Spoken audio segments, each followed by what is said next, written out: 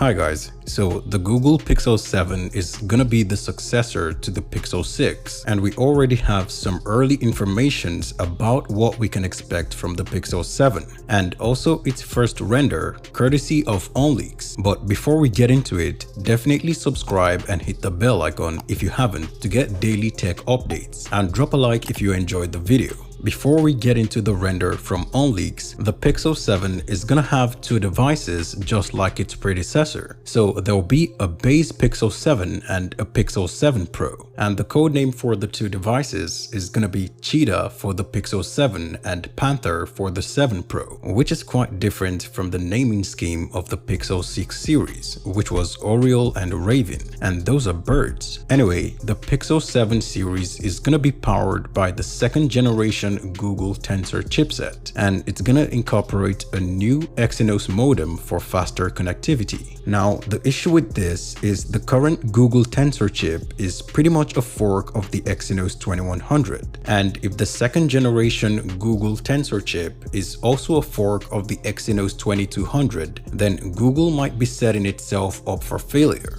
because the GPU of the Exynos 2200 is quite terrible. Now, Google can decide not to use the AMD GPU and go with ARM's Mali GPU, which is more likely to happen because I think Samsung is gonna make the AMD GPU exclusive. Anyway, it'll be interesting to see what Google decides to go with for its GPU.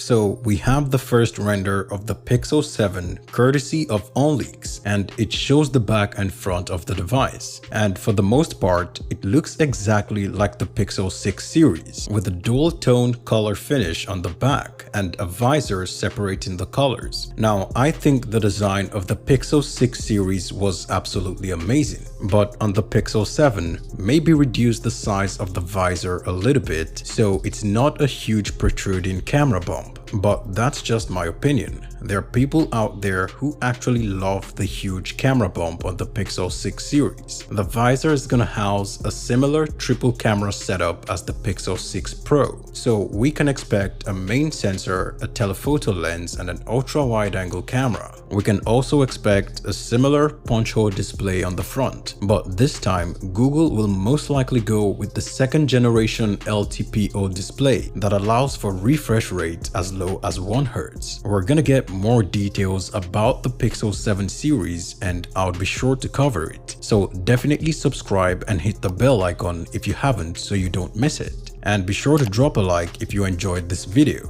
Thanks for watching guys, see you in the next one.